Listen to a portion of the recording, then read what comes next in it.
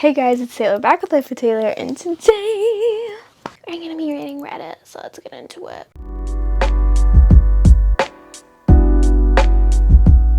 It's like my bed, it's really cute. I was planning on reading this in my bed, but to be honest, it's 9:15 at night. I haven't taken a shower, and I don't plan on getting in my bed with dirty clothes on. So, am I overreacting? Son didn't invite my partner to his wedding.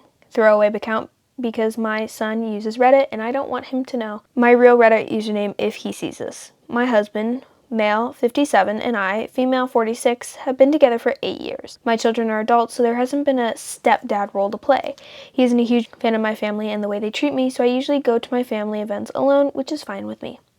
My oldest son, male 27, is getting married in a few months. When he sent the invitation, I noticed it didn't have my husband's name on it. I gave my son the benefit of the doubt and asked if it was an oversight. He responded saying there was a strict 75-person limit and my partner didn't make the cut because he felt that he doesn't know my partner well enough. He went on to be very ugly in his messages to me, doubling down on the fact that he didn't want him there. I should add that there have been no negative interactions, just a few natural ones. Over the past 8 years, I've had cancer for 6, and I am now stage 4. I've had cancer for 6 years. My husband is a gem of a man that has taken care of me for 6 years through thick and thin. Surgeries, chemo, radiation, etc. He went to every chemo appointment and has rehabbed me through more surgeries than anyone should have to do in their lifetime. My family, my son, and extended family haven't done anything but watch from afar, though we were in the same town and offered very little, if any, help during those times. I'm furious and not going to the wedding because I feel that it is in very bad form to invite only one half of a couple, especially when half of a couple is the mother of the groom. I also feel like he should have to come to me to discuss it before sending the invitation and being so rude. Now my parents aren't speaking to me and neither are my sons. Am I overreacting to the disrespect and lack of empathy shown to my son in my decision not to go to the wedding? He is being disrespectful, but honestly, communication is key. Communication is the key to the lot of problems. Yeah, I'd probably just talk to him and be like, hey, why do you think this way? Sure, you haven't been close together, but maybe there's some, but I feel like you just communicate. Yeah, I feel like just communicate, girl. Is your decision wrong to not go to the wedding? No, I don't feel like it is. I don't feel like you're overreacting. I feel like if I put myself in OP's shoes, I would also be upset if my partner was not invited to my child's wedding. Even if the dad isn't a biological dad, he's still, been there for the wife and done all of these things to help her, and that's what matters. That's what matters, is how he acts and how much love he has to give. Let's read the comments. People are saying there's more to the story. Kids don't cut off parents for no reason, and parents rarely believe they're doing anything wrong. I get there's an awful lot you're not saying. From how I'm reading this, it is okay for OP's husband to skip family events because he doesn't like the way her family treats her. So admittedly, OP's husband has only been in their lives very rarely, but him not being invited to the one event he probably would have skipped anyway is a problem. A big enough one that his own mother would refuse to attend his wedding. And yet OP has no idea why this man isn't included. I think significant details are missing, and OP has a history of putting children second and partners first. Interesting. Yeah, I definitely feel like there's some very much needed context clues, very much needed details in this situation, but communication, work through it, communication, figure it out. You got it. Go team.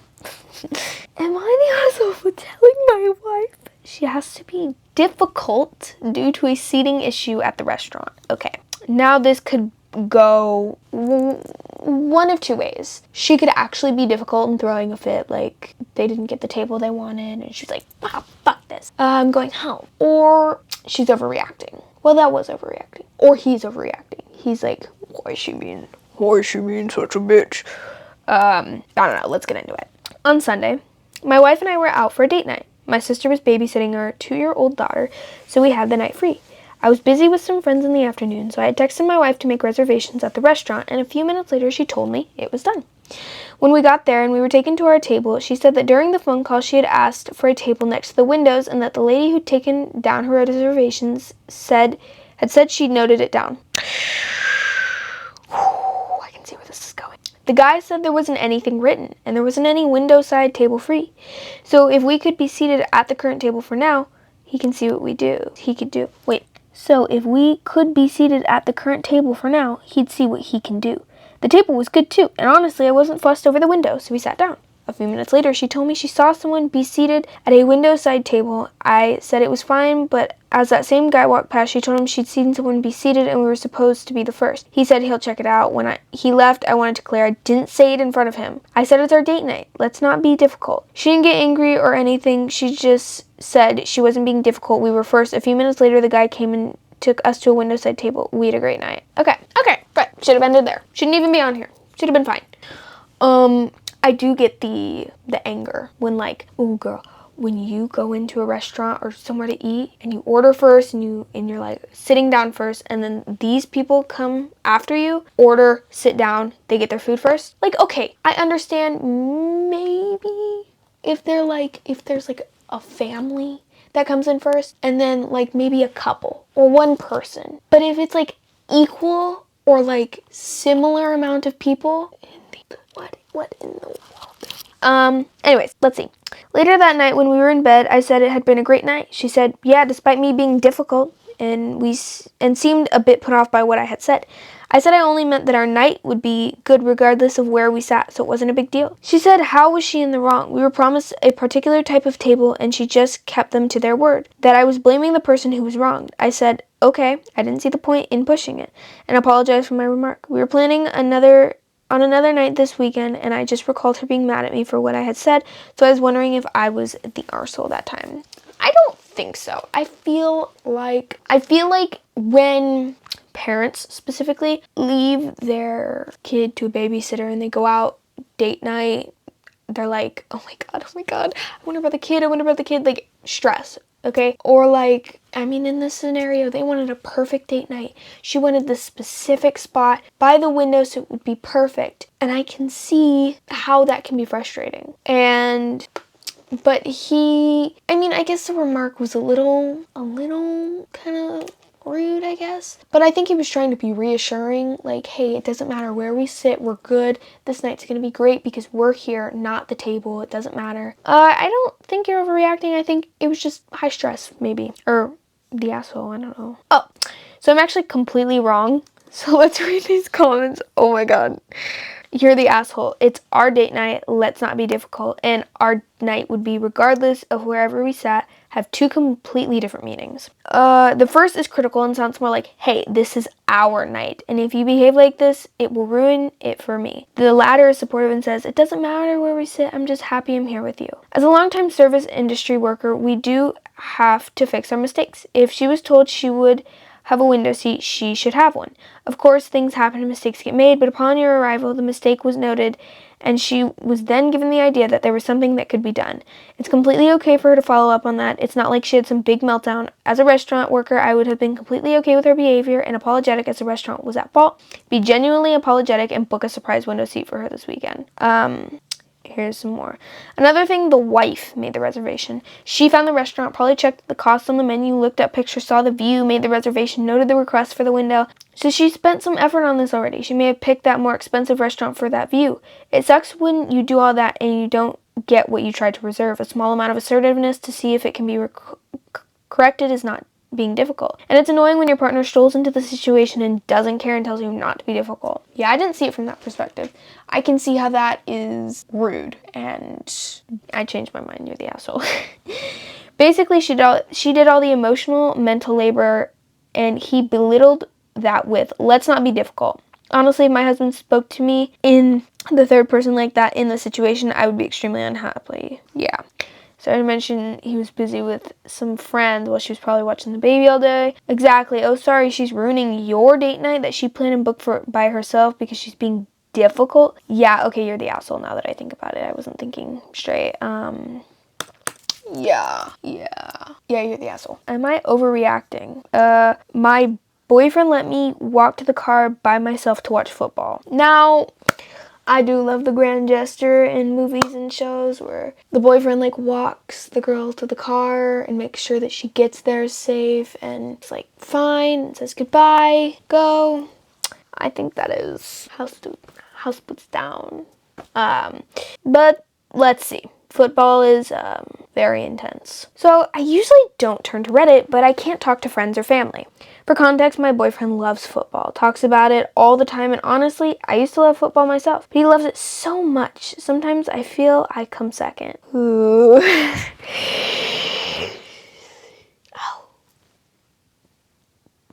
Oh. I think there's a red flag over there.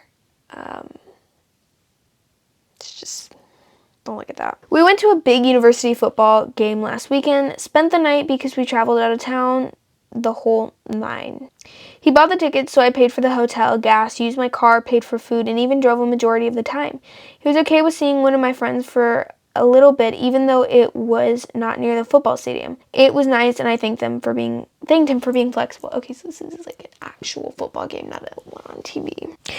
This week I got sick but had to work. Didn't get much sleep, so that didn't help with being sick. I told him ahead of time I didn't feel well, but we could go to the game and schedule date night another time. He said okay and drove down. I tried to downplay how I felt because my mom is dramatic and I always try my best not to act like how she does anytime she has a minor inconvenience. He drove down, so I finished getting ready in the car. He made a joke about if I was really sick or just wanted to get ready, which I laughed off and told him no, I really don't feel well and thought you could drive, but I'll try to drive home.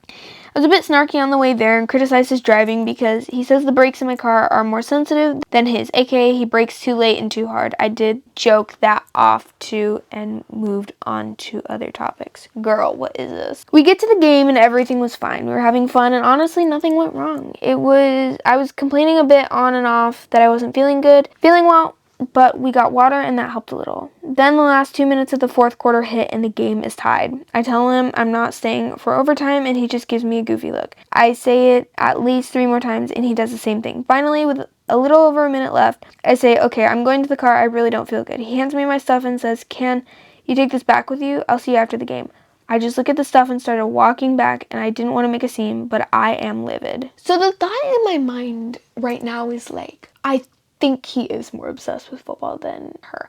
And honestly, I'm not a football guru, but I feel like sometimes you have to make sacrifices. And honestly, a little over a minute in overtime is like, I mean, you can watch that online. You can get the scores afterwards. If she really does not feel that good, I think she should probably leave. But also, I mean, you can't really expect him to leave with you if he's that obsessed. But let's see. I walked all the way back to the car by myself when I see other couples happily walking together before the game is over. I get something to snack on because it had been 5 or so hours since I had first eaten. I see him walking up 5 minutes later and he opens the driver's side door. He tries to have me get out, but I was telling him I'm driving. He asked if I had been crying and I honestly answered I hadn't. I was being short and he asked if I was mad and I lied and said yeah, I'm fine. He immediately said no, I don't think I should have to walk back to my car by myself. He said, oh, okay, and didn't say anything to me the whole hour and a half ride back. I made it back to my house and just went inside. He left. It's been an hour and I haven't heard anything from him. Am I overreacting for getting upset that he let me walk back to the car so he could see the end of the game? Let's read some comments. Yeah. Somebody said, sorry, if the roles were reversed, I would have told my husband that I'd catch up with him after the game. You chose to go when you weren't feeling well. You can't expect him to leave a close game before it's over. Okay, yeah, I see that. I'm really wrong tonight.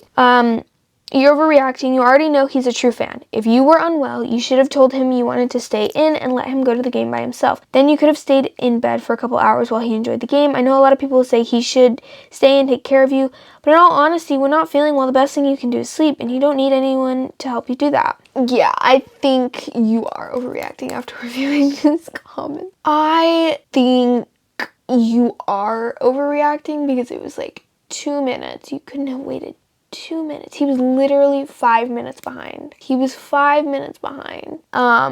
if you felt that bad, you should have like stayed home or not cared that you had to walk by yourself. I mean, he's a dedicated fan, but like, you already knew that. So you are overreacting. Unfortunately, all these people are being assholes or overreacting. Last one. Am I the arsehole for insisting on homeschooling my stepdaughter?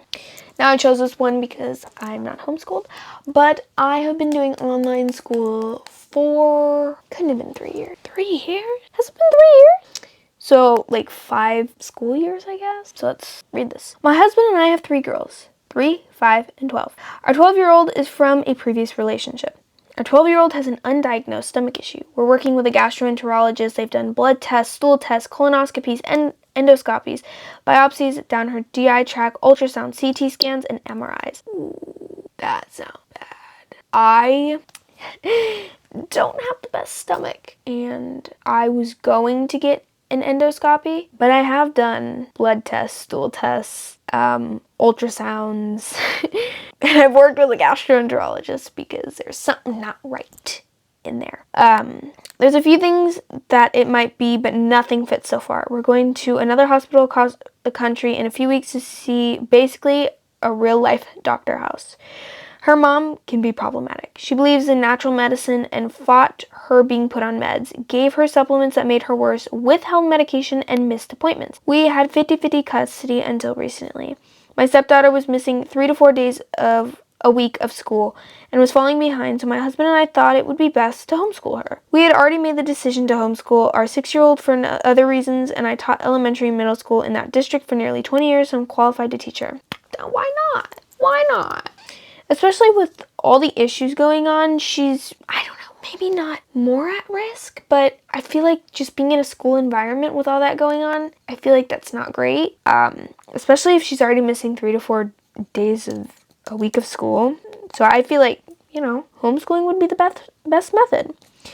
But this mother sounds like it's going to be an issue here, so let's read. Her mom refused to allow us to homeschool her because it would be unfair for us to see her on her mom's weeks, and she refused our other suggestion, which is online school through the district, because it doesn't count as real school. So last I checked, it is real school. It's being added. It's like my transcript and stuff. So, we're already taking her to court over the difficulty with meds and appointments, so we added the fact that she's stopping my stepdaughter from getting an appropriate education to the list. Judge sided with us, and we are able to make all medication and educational decisions, and she sees her mom for 2 hours on Saturdays while being supervised. My family and my husband's family think we're being cruel to my stepdaughter and her mom, especially because she'd gotten better without complying with her doctor's orders after we threatened court but wouldn't budge on homeschooling. In their minds, we took her daughter away because she didn't want her to be homeschooled. Now I'm wondering if I'm wrong for insisting on homeschooling and taking things this far. Girl, don't be wrong. Don't think you're wrong, because you're not. You are not. Yeah, I think this mom is nuts. And I think this is the best. Homeschooling and getting doctors and medications involved with her conditions seems to be the best option here, but let's see. I didn't think of that. What does a 12-year-old want in all of this? OP replied, she wanted to live with us, not be homeschooled, and see her mom closer to every other week and unsupervised. Given that she doesn't want to be homeschooled, you need to be thinking about how you are going to transition from homeschooling when you're working out medical issues that keep her out of school and get her back into school. I wonder if the in-person public school would allow partial in-person and partial online. Like sending the assignments online so that she could do it at home when she's unable to come into school. I wonder if that would work. I won't say you're the asshole, but you are not able to try and meet more in the middle to what she wants. At 12, her choices should have more weight when possible. Personally, I'd put more weight on her choices than her mom's if they are reasonable. If she doesn't want to be homeschooled, I would probably recommend trying to work on getting her in school. There are so many social aspects she's probably missing, even though you sound like a competent teacher. Okay, so here's a really, really long comment. I'm not going to read it all because my voice hurts.